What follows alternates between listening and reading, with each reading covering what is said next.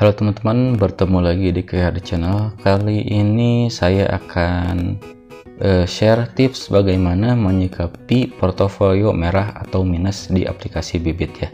Sebelumnya jangan lupa subscribe dulu channel ini, like dan komen di bawah jika ada yang ditanyakan ya.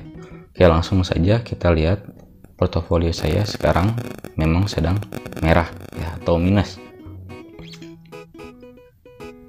Ya, secara keseluruhan minusnya itu 0,4% ya, atau minus 5.000 ya dari total investasi saya. Kita lihat semuanya. Nah, di sini dua portofolio saya merah ya atau minus. Nah, bagaimana menyikapinya? Pertama, jangan panik ya. Kenapa panik? Jika kita panik, ada kemungkinan kita akan menjual reksadana kita dalam keadaan rugi ya.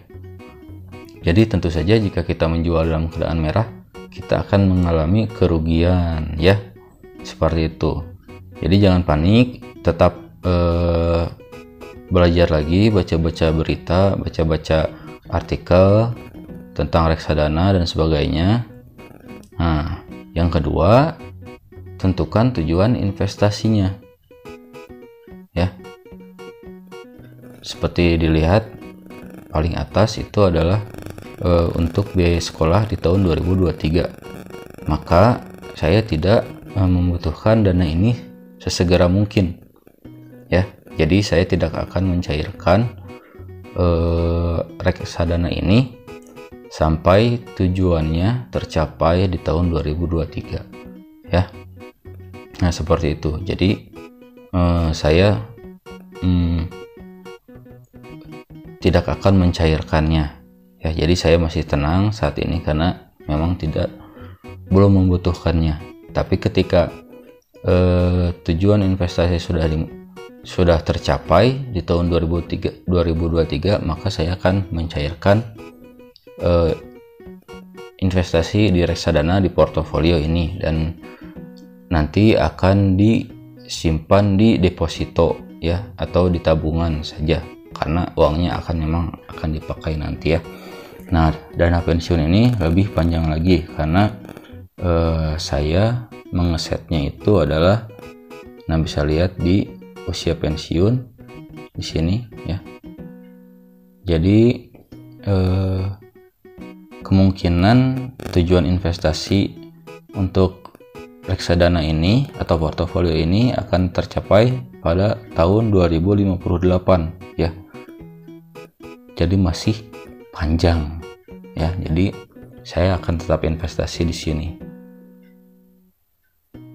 Nah, ketika minus ini apa yang harus kita lakukan? Tadi jangan panik, lalu tentukan tujuan investasinya, harus tahu dulu ya. Jadi dulu juga saya pernah investasi di Bibit ini, hanya coba-coba saja awalnya ya. Saya investasi, tapi dari bulan Oktober 2019 sampai kuartal pertama 2020 itu mengalami kerugian, dan saya belum mempunyai tujuan investasi untuk apa investasi tersebut. Akhirnya saya panik dan saya jual ketika keadaan rugi ya. Nah, itu tentu saja merugikan ya. Nah, seperti itu. Kedua itu ya, tentukan tujuannya supaya kita tidak panik. Yang ketiga, apa yang bisa kita lakukan? Yang ketiga, jika teman-teman yakin dengan produk reksadana yang teman-teman beli ketika minus, itu adalah waktu yang tepat teman-teman untuk membeli produk tersebut di harga yang lebih murah ya, seperti itu. Jadi karena reksadana dilihat dari historisnya, ini dalam jangka panjang nilainya akan naik ya, seperti itu. Jadi ketika portofolio teman-teman minus, berarti produk yang teman-teman beli ini terdiskon ya, terdiskon sebesar minusnya itu ya. Misalnya di sini yang di sini. Nah, ini 0,8% ya. Jadi mendapat diskon sebesar itu ya. Begitu. Jadi itu teman-teman. Pertama, jangan panik.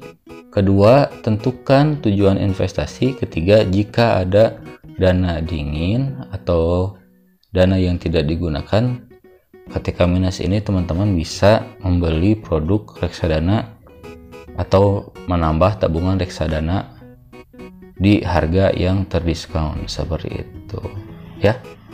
Nah, seperti itu teman-teman. Jadi tetap investasi, jangan panik, dan tentukan tujuan investasi. Sampai jumpa lagi di video berikutnya.